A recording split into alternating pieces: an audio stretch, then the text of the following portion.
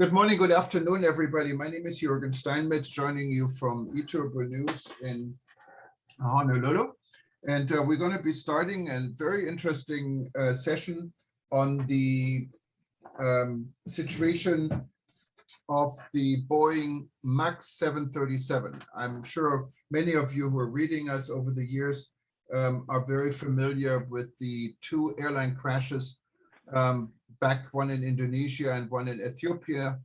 And we have actually the lead attorney, Kevin Durkin, joining us, I believe, from Chicago. He is the lead attorney, from what I understand, for the victims of the Ethiopian Airlines victims on this flight. Now, before we get started, just real quick, for those joining us live on Ethiopian News, if you wanted to be part of this event, you can go to worldtourismevents.com. You can still register. I know it's all very last minute, or otherwise just stay tuned. Same for everyone watching us on our social media channels.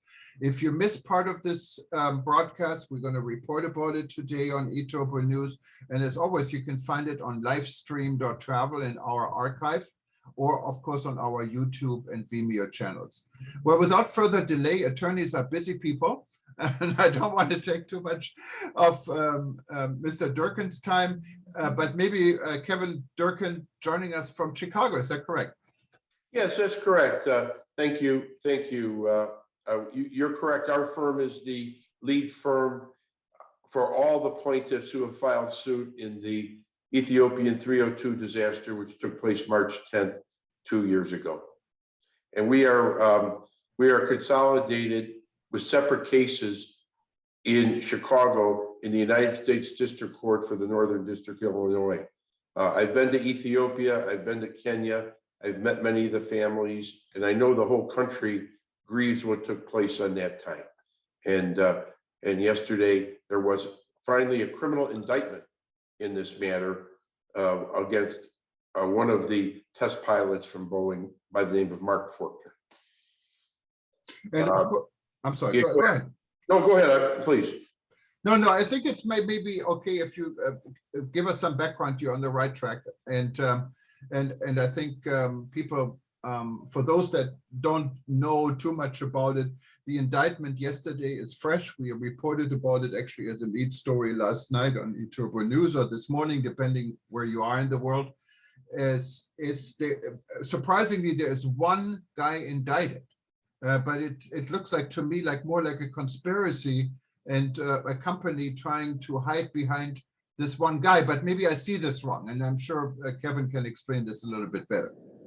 Well, that's for certain. We agree with that. This was they indicted Mr. Fortner for just a couple of acts that took place while he was the test pilot, mostly in deceiving the Federal Aviation Administration. For those outside our country, the Federal Aviation Administration determines that an aircraft is safe for flight, okay? And they made a determination, a certification of the 737MAX. And no doubt about it, Mr. Fortner deceived them, didn't provide all the information, and there would have been a big difference in how pilots were trained and the certification process if they had. But to say that he alone is the one person that accomplished this is absolutely ridiculous. Okay, this is in our view, to date, this has been a corporate whitewash. He's what we call the scapegoat. Okay, but we, as our families that we represent, are all hoping, because what does happen in these cases in the United States is there's a grand jury going on, and this is the first indictment. Okay, more can come, and we hope our Department of Justice follows through and goes up the ladder, because this fairly low-level technical pilot didn't do this on his own to save millions and millions and billions of dollars for Boeing. No, and there's this really, I have to say, it's very surprising. What I didn't understand in yesterday's first release is this gentleman is accused of and is ordered, would be ordered if he was indicted, at least that's what it reads. I read through the indictment, to repay millions of dollars. But did he get any money for this? Didn't he just get paid for his job? I don't understand this part. Yeah, that's exactly right. He didn't. I mean, there could be incentives for him for doing this. It's getting a job done for Boeing and getting the plane certified in the air in an expeditious manner. Internally, there could be some type of a reward, but not in money. The money that was saved on this was saved by Boeing and not by Forkner. Forkner can't pay any fines like they're asking for. He's, as far as I know, he's now unemployed. Okay. And so he's kind of a victim possibly in this entire scheme, because he's now facing, these are criminal indictments from what I understand. So he's facing up to 20 years in prison for helping Boeing, or maybe have been instructed by Boeing to, or I don't know. This thing is really getting bizarre in a way. Yeah. Are you expecting that other people and Boeing will be indicted in this case, or is this just the start of something? Well, first of all, it would be very hard for me, and I have quite a bit of knowledge because I've had a chance to take depositions and review millions of pages of documents, but I'm under protective order. I cannot talk about that information. I'm only going to tell you what's in the public specter already, and a lot of this was at the House government hearings by our U.S.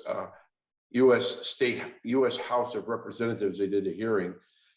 From what I've seen and what I know, it would be hard to call Mr. Forkner a victim. He bragged about tricking the FAA.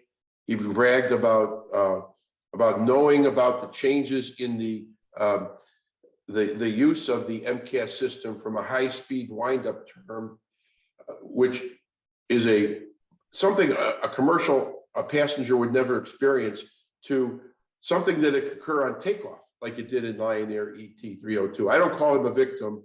I don't know. Our Department of Justice never tells us what they're going to do in the future. And that's always been, I'm sure that's common all around the world, but we hope they move up the ladder and go further, okay? Because it can't just be him, no doubt about it. Now, going back to the airlines that are definitely, looks like victims there, because there was nothing done wrong in operating these planes. And one of them is Ethiopian Airlines. Ethiopian Airlines is member of the Star Alliance. It's based in Addis Ababa. It's an airline seen by many essential to connect Africa. And how do you evaluate, what is Ethiopian Airlines doing? Is Ethiopian Airlines involved in all of this, or they're literally just bystanders? And because it must have been a huge not only burden for Ethiopian Airlines, it's terrible, but also it must have been a perception of security and safety, specifically when we talk about carriers in Africa. Many people think, okay, well, Africa is not like Europe or the North America, and may not be that safe. Where does Ethiopian Airlines stand with all of this? Yeah, you know, there was a right after the Lion Air crash, a Boeing. Anyone that saw the media, saw the interviews, was blaming the pilots from Africa, the pilots, the non-US pilots, implying that they were at fault. That was such a misstatement. It was misguided. It was meant to divert attention from their own problem with the aircraft, which they clearly knew about within a week or two, according to the documents in the public specter, within a week or two of Lion Air, okay? Instead, blame the pilots and walk away. Those pilots in the Ethiopian crash, by the way, are part of our litigation, and they were victims just as much as the passengers were. So they have filed suit, the pilots, and they are part of the litigation in Chicago. We do not represent them, but they are victims just like the passengers' families are. And this is going to representation. Obviously, this is an international flight. It's not really an American issue so much, except the airline was manufactured in the United States. It's a Boeing aircraft. Who do you exactly represent? Are these only American passengers on board of this flight, or do you represent also passengers that are not American? If you don't, who else is representing these guys? Yes, so there was of the 158, there was 35 different countries of people on board the flight, okay? And then there was many Canadians, and the Canadians come from several of the provinces. There was about 9 US citizens, mostly from different states. And so we represent 73 of the passengers that were on the flight. Our firm does. But when I say passengers, I'm also including the 3 flight attendants from Ethiopia that we do represent, okay? So there were 3 flight attendants our firm represents. So 70 passengers, 3 flight attendants, and then the various firms around the US represent the rest of them. And that's why we have the majority of cases, obviously. And we represent people from several countries in Africa, Asia, Russia, Europe, United States, Canada, everywhere. Okay. Now, in order for a passenger to get your firm to represent them, is this kind of a class action lawsuit? Do they have to pay you? How can they afford it if they don't have to pay you because it becomes a different issue? How would people who don't have the financial means, specifically, I think passengers from Ethiopia or Kenya or other countries, be able to be represented in this case? Well, I'm glad you asked that because, first of all, everyone calls this a class action. I want to clear it up. It is not a class action. Everyone has, in a class action, everyone has the same damages. Each individual case is different here. You know, each family situation is different. Some people are married. We have clients with 7 children. We have clients with no children. We have clients that were unmarried. We have clients of all different combinations. So they're all individual.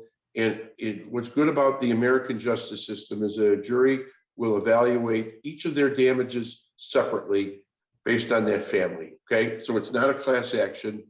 And what's also good about the American system is that we do what's called contingency fees, okay? So we work upon a contingency fee, which is, and the client does not pay attorney's fees unless there's a successful outcome, and then the attorney gets a percentage of the outcome. Okay, so basically anyone, no matter what country they're from, could contact your firm and said, we want to be part of this lawsuit, or is it too late for this? Well, I think they're all represented by now. Okay, so they're represented. Yeah, okay. Yeah, and we're not looking here, and I'm not looking by doing this interview to get people to change lawyers. You know, no. all the people are well represented, and we represent our clients. You know. Okay. So, okay. Yeah. Now let's go back to the merit. A year before the Ethiopian Airlines crash, there was a Lions Air crash on the Boeing 737 in Indonesia. And I think it's this kind of the same reason for the crash as it's determined in Ethiopia. Why didn't Boeing learn, this was a year apart almost, from the outcome of the Lions Air crash to prevent what then finally happened in Ethiopia? It was actually 4 months apart because that took no, place. 4 months, yes, I'm sorry, yes. At the end of October. That's the crux of our case against Boeing, okay? First of all, no doubt you've seen through all the public records that there were errors made in the certification of the MAX, especially how the MCAS system and the amount of training that pilots would have to have on it. But once the Lion Air case took place, all those things they did wrong became known to everyone within their company, okay? And what they did was they did their best to keep the plane in the sky. Our FAA did not slow them down in doing that. And in our view, it's always been our view, the plane should have been grounded until there was a fix to the software and it was totally safe for passenger travel. Okay, so that's correct. All right, that's correct. And I think this was handled in different countries, different ways. This is not out of memory, and I may be wrong. Some countries actually did ground the 737 earlier than the FAA did here in the United States, correct? Okay, so they all came about, none of them grounded until after March 10th, okay? So I think, like, if I remember correctly, China may have the next day, March 11th, okay? March 11th, and may have grounded, and other countries were grounded. The part of the public record also is the chairman of the board of Boeing called President Trump to talk to him about it, presumably to prevent him from grounding it. Okay, and it came to the point where the only country in the world that had not grounded the MAX by March 13th was the United States. Okay, and then finally political pressure and realization, and we were the last. Unfortunately, our country was the last one to ground the MAX. Now, this is of course not surprising, because the aircraft is manufactured in the United States, and probably if it was Airbus, it would have been a different situation. But it makes a lot of sense, and I wanted to just maybe in the few minutes we have, if anyone, we have now 6 participants. I wanted to recognize Snesana in Serbia. She is actually for the World Tourism Network, our chairperson for the Educational Forum, for joining us. Snesana, I know it's late. Thanks, you're always here when we announce something last minute, but we also have a few other people. Is there anyone who has a question or wanted to say anything? Just raise your hand, and you can do this. Or I guess we only have 6 people. Just unmute yourself and just go ahead and ask your question if there are any. Okay, I don't see any takers here. But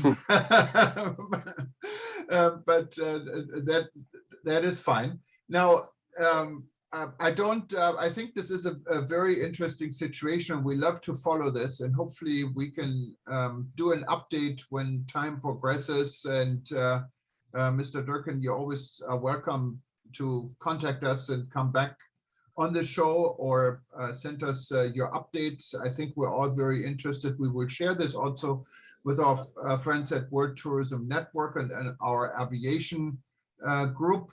I sent an invitation to Vijay, who leads our group. He's in Singapore, so I'm sure he didn't see it on time. It's like 3 in the morning where he is. Otherwise, I'm sure he would have joined us. Our safety security expert and co-chair, Dr. Peter Tarlow, for your information, is not joining us because he's currently attending a session he's leading in Colombia in South America. So he said he would comment on this when he gets back to Texas on Sunday. Nevertheless, I wanted to remind everyone else for World Tourism Network on Saturday. We have an event together with the World Federation of Tour Guides, and we're going to introduce tour guides from around the world. You're going to speak about the heads of the organization, the chairman who is in South Africa, and of course Marika, who leads our tour guide group. She is in Washington, D.C. in the United States. And again, for those that weren't able to watch this full interview, it's going to be repeated on Ethiopian News. You can find the archive on livestream.travel or on our YouTube channel, and read our article later on today. And we will definitely keep reporting about this issue. Mr. Durkin, I really appreciate your time. I know that time is very precious, especially now. So thank you so much for coming in, and I'll give you the last word. Well, I want to thank you for having me. I'm happy to come back anytime. We're honored to represent so many people from around the world, from Africa and different countries, and we continue to work in our court system to obtain as much justice for those families as possible, because that's what we do. That's what we do for a living. We enjoy it, and helping people that have been harmed like this. Okay, so thank you. Thank you very much for what you're doing, and I'm sure many or all of the victims really need some support and need a closure for this, and guys like you help to give this closure, hopefully. These were wonderful families and wonderful people that that were victims of this horrible gross negligence by Boeing. Okay, so. All right. Thank you very much. Aloha from Hawaii, and we see you all soon. Good night, good morning, goodbye. I know.